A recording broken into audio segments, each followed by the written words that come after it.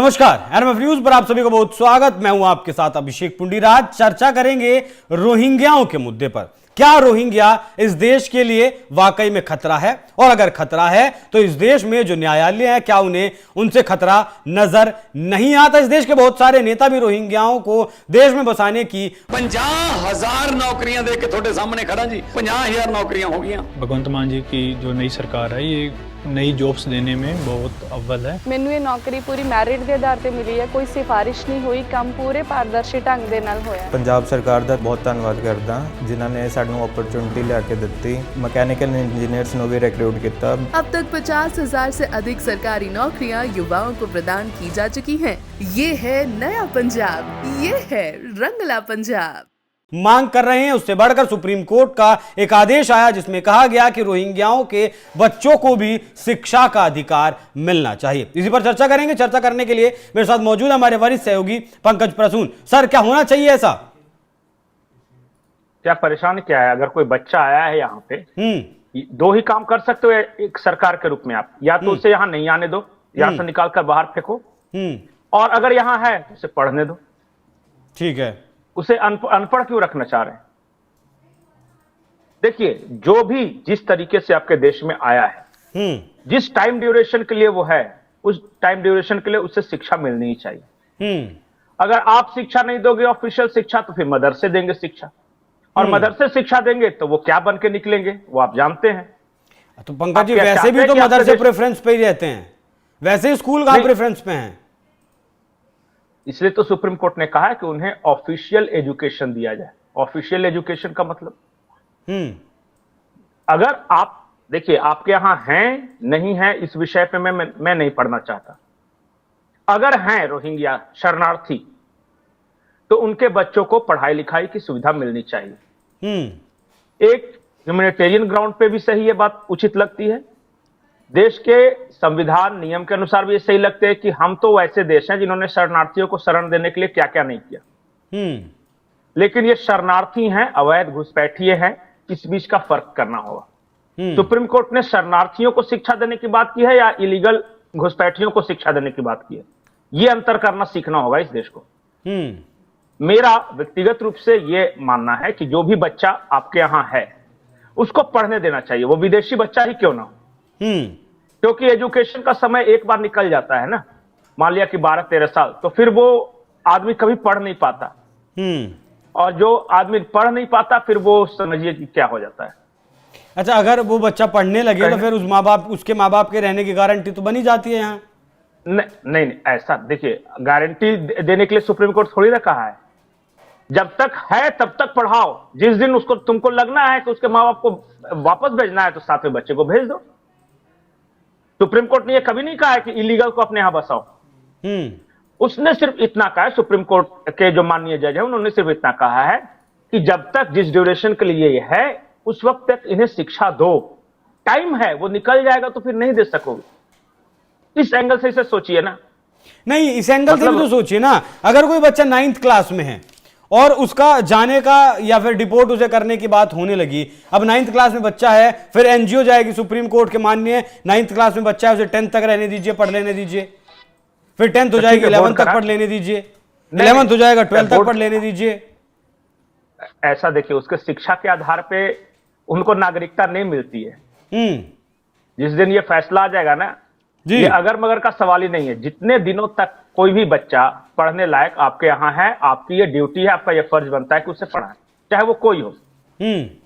वो चाहे अमेरिकन नागरिक हो, चाहे म्यांमार का नागरिक हो, बांग्लादेशी हो, अगर वो आपके यहाँ रह रहा है तो उसे शिक्षा देना आपका फर्ज है, आपकी जिम्मेदारी है। बस सिर्फ इतनी सी बात है। देखिए, रोहिंग्या जैसे ही नाम आता है ना, हमारे जो इमोशंस है थोड़े चार्ज अप हो जाते हैं। देखिए, सुप्रीम कोर्ट या कोई भी अदालत, वो एक ह्यूमन के रूप में देखिए आप उसे करके, तो वो इंसान के रूप में देखिए, क्या उसे पढ़ना नहीं चाहिए, पढ़ाई लिखाई नहीं होनी चाहिए? बिल्कुल पढ़ना चाहिए। तो फिर वही तो सुप्रीम कोर्ट कह रहा है कि आपके यहां है तो आप पढ़ा दो इसको, या शिक्षा का अधिकार उसको मिलना चाहिए। अगर उसके माँ बाप के पास अच्छे खासे पैसे तो प्राइवेट में पढ़ाए, नहीं तो जो सरकारी शिक्षण संस्थान है वहां पढ़े, बाकी लोग जैसे पढ़ रहे। नहीं, तो सुप्रीम कोर्ट ने कहा है। थोड़ा सा ये भी तो फिर दिमाग में आता है ना कि एक तरफ अमेरिका जैसे देश हमारे अवैध प्रवासियों को भेजते हैं हाथ पैर बांध के, और एक तरफ हम अपने यहाँ अवैध प्रवासियों को शिक्षा का अधिकार भी दे रहे हैं, रहने के लिए सारी चीजें मुहैया करवा रहे हैं। तो आप भेजो ना, मना किसने किया है? अमेरिका जब तक भेजता नहीं तब तक वहां पढ़ते रहते हैं। खैर वो तो सुप्रीम कोर्ट ऐसा भी तो आदेश दे सकता है ना कि भाई आप जितने भी अवैध प्रवासी हैं इन्हें भेजिए। अरे जिस तरह का केस जाएगा वहां जो शरणार्थी हैं उनके बच्चों को लेके केस गया था तो उस पर फैसला सुनाएगा ना। नहीं, स्वतः संज्ञान भी तो बहुत से मामलों पर सुप्रीम कोर्ट लेता ही है ना सर। कई बार ले चुका है बांग्लादेशी मामले पे, अवैध घुसपैठ के मामले पे। कई बार सुप्रीम कोर्ट का ही ये जजमेंट था जो उसने कहा था कि अगर जिस तरह से अवैध घुसपैठ हो रही है तो एक दिन तो ग्रेटर बांग्लादेश की मांग उठ जाएगी। ये सुप्रीम कोर्ट की टिप्पणी थी। ठीक है, पप्पू यादव के बयान पर क्या कहेंगे? पप्पू यादव के बयान पे क्या कहना, वो तो एक ऐसे राजनीतिज्ञ है कि उनका बेचारा काम, अब मैं बोलना भी नहीं चाहता हूं। अच्छा सुनिए, एक बात बताइए, उन्होंने एक आंकड़ा दिया कि पूरी दुनिया में 17 लाख रोहिंग्या हैं, तो भारत में करोड़ों कैसे आ गए? तो फिर जो आंकड़ा देते हैं लोग कि भारत में करोड़ों अवैध घुसपैठी हैं, वो कहां से आए? अरे भाई, रोहिंग्या सारे के सारे नहीं है, अधिकांश अवैध बांग्लादेशी घुसपैठी है। रोहिंग्या म्यांमार से जो, रखाइन प्रांत से जो आए हैं वो है रोहिंग्या। वो तो वकालत कर रहे हैं कि बसा लीजिए। नहीं, अब पप्पू यादव के बारे में नहीं कहना कि वो किस कानून के तहत बसाने की बात करे। हो सकता है कि वो जिस इलाके से चुनाव लड़ते हो, सीमांचल का इलाका, वहां बांग्लादेशी घुसपैठियों की बहुत बड़ी आबादी है और उनको ये एक मुफ्त वोट मिलता है, तो इसलिए शायद कह रहे होंगे कि उनको बसा लो ताकि इनका वोट बैंक सुरक्षित रहे। देखिए, राजनीति जो है या फिर पप्पू यादव जैसे लोग, अब क्या एक और उपाय है, मैं पप्पू यादव के बात से आंशिक रूप से सहमत हूं कि अगर आप में कुव्वत नहीं है सबको वापस भेजने का, अगर कुव्वत नहीं है तो उसमें से दिमाग कर लो और उसमें से अधिकांश को दे दो नागरिकता। कम से कम वो अवैध तो नहीं कहलाएंगे, भारत के नागरिक तो होंगे। क्यों? अगर आप नहीं भेज सकते तो क्योंकि भारत सरकार में इच्छा शक्ति है ही नहीं कि 1.5-2 करोड़ लोगों को वापस भेजे। तो जितना अगर एकदम साफ साफ पता चलता है कि भाई ये डिपोर्ट करने लायक है, उसको कर दो और बाकी को यहां पे नागरिकता, यही एक उपाय बचता है। ये विवाद भी सॉल्व हो जाएगा। डेडलाइन बनाया है ना भारत सरकार ने कि 1972 या उससे पहले कि जो लोग आए हैं वो भारत के नागरिक, उसको मार्क बढ़ा दो उस डेडलाइन को। तय कैसे होगा? देखिए, एनआरसी फेल हो गया, तो कुछ तो करना होगा ना, सिर्फ नारेबाजी से काम नहीं चलेगा। इस समस्या का हल क्या नजर आता है आपको? आप बताइए कि सबके सबको वापस भेज दो? नहीं संभव है, नहीं संभव है। स्टैम्प पेपर पर लिख के देने के लिए तैयार हो कि ये नहीं हो सकता। यह हो सकता है कि अब आगे और नहीं घुसने दिया जाए, इसके लिए कुछ सख्त प्रावधान किए जाए, बॉर्डर फेंसिंग वगैरह जारी है, और जो यहां है उसमें से जो बिल्कुल ताजा ताजा है, जिनके पास कुछ नहीं है, पहचान कीजिए और तुरंत वापस भेजिए, क्योंकि कुछ साल रह जाएंगे तो फिर उनको भेजना मुश्किल हो जाएगा। और उनको भेजने के बाद जो बच गए उनको इस देश की नागरिकता दे दो। ठीक है, यही एक सॉल्यूशन ही है। नहीं तो नारे लगाते रहिए, फिर तो फिर सरकार के द्वारा ढिंढोरा ही पीटा जा रहा है कि डेमोग्राफी बदल गई, डेमोग्राफी बदल गई, डेमोग्राफी बदल गई, चीख चिल्लाहट बदल गई, करने के नाम पर तो कुछ बदल नहीं। गई। कहां कर रहे बताइए, किस राज्य में कर रहे हैं? मैं अपने झारखंड में देख रहा हूं, बांग्लादेशी भरे पड़े हैं, एक आदमी नहीं वापस जा रहा है। इस मुद्दे पर वोट नहीं मिले इन लोगों को। अरे तो वोट नहीं मिले तो ये बांग्लादेशियों की जिम्मेदारी थी क्या किन्हें वोट दें? नहीं, मैं कह रहा हूं कि झारखंड में कितना प्रभावी ये मुद्दा है, लोगों ने वोट नहीं दिया इस मुद्दे पे। झारखंड में प्रभावी जहां था, इन्होंने क्या किया? देखिए, झारखंड की डेमोग्राफी ये समझे नहीं, आ गए आसाम से, करने लगे राजनीति झारखंड की। एक संथाल परगना का ये मुद्दा था और ये पलामू, रांची, सब जगह ये उठाने लगे। यहां के लोगों को, यहां के आदिवासियों से क्या मतलब है यार? है ही नहीं। तो अब भारत पाकिस्तान के इशू को लेके सबको पता है कि पाकिस्तान आतंकवाद फैलाता है, अब पता चला कि इस इशू को लेके हर जगह पंचायत का चुनाव लड़ लेंगे तो मिलेगा वोट क्या? देखिए, गलती अपनी है, क्यों हारे क्यों जीते बहुत सारे फैक्टर्स है, वो कभी अलग वीडियो है। लेकिन मैं इतना दावे के साथ कह सकता हूं कि मोदी सरकार को जितना करना था नहीं किया। चुनावी भाषण ज्यादा हुए, जमीन पे काम कम हुआ। अवैध प्रवासियों के मामले में बांग्लादेश वापस, हाँ, इस मामले में सिर्फ बोल रहा हूं। ठीक है, जिस मामले में वो अच्छा करते उसका समर्थन करता हूं, लेकिन इस मामले में वो फेल है, नहीं भेजा गया एक भी सिंगल बांग्लादेशी को वापस, तो मैं कैसे तारीफ कर दूं? और ये जो बोलते हैं ना चुन चुन कर वापस भेजेंगे, बोलो कब? कब भेजेंगे? तो सरकारी जवाब दे सकती है। देखिए नहीं, मेरे हिसाब से सिर्फ एकमात्र सॉल्यूशन यही है कि आगे नहीं घुसने दिया जाए। पहले तो वो चेक करना है, उसके बाद आप जितना पहचान करके निकाल सकते हो निकालो, जितना आपकी क्षमता है, और जो बच गए उन्हें नागरिकता दे दो, और कोई तीसरा उपाय नहीं है। और बाकी तो उनको पढ़ाई नहीं करने देंगे तो उनको बिजली सप्लाई काट देंगे, तो उनको पानी नहीं पीने देंगे, ये सब बेकार की बात है।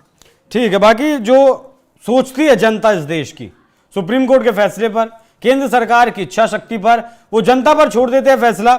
यूएनएचआरसी ने जिन लोगों को कार्ड जारी किए हैं, जो शरणार्थी हैं, उनके बच्चों को शिक्षा का अधिकार देने की बात सुप्रीम कोर्ट की तरफ से की गई है। लेकिन क्या इस तरीके से होना चाहिए? अगर आज एक फैसला आएगा तो कल इसको केंद्र में रखते हुए कोई और फैसला भी आ सकता है। जी पंकज जी का आखिरी लाइन कि दर्शक दिग्भ्रमित न हो। अवैध घुसपैठिया और शरणार्थी में फर्क होता है। शरणार्थी आपके देश में शरण लेने आता है अपने यहां विपरीत परिस्थितियों को लेकर। अवैध घुसपैठिया गलत तरीके से जानबूझकर घुसता है। सर वो भी तो शरणार्थी बनने की कोशिश करता है आके। नहीं, अब देखिए, छोटा सा एग्जांपल मैं आपको दूं। अमेरिका जो लोग अवैध प्रवास से यहां जाते हैं, वो क्या बोलते हैं वहां जाकर शरणार्थी बनने के लिए? मुझे अपने देश में खतरा है। अब ये भी तो लोग इस तरीके से बोलेंगे यहां आकर। नहीं बोलते हैं सर। नहीं, जो वो शरणार्थी होते हैं और जो जबरदस्ती गलत तरीके से घुसते हैं वो अवैध घुसपैठिया होते हैं। वो गलत तरीके से घुसने वाले ही बोलते हैं इस तरीके से।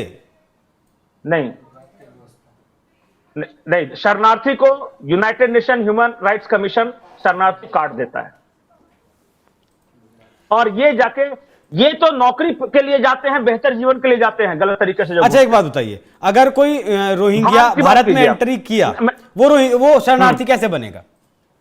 नहीं बन सकता।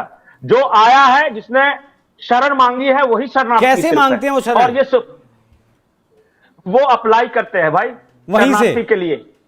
हाँ, नहीं, वहां से या फिर यहां आने के बाद भी वो अप्लाई कर सकते हैं। वो दो तरीका है, या तो अपने देश से शरण मांग सकते हैं, और या फिर यहां आने के बाद ये जैसे चकमा शरणार्थी हैं।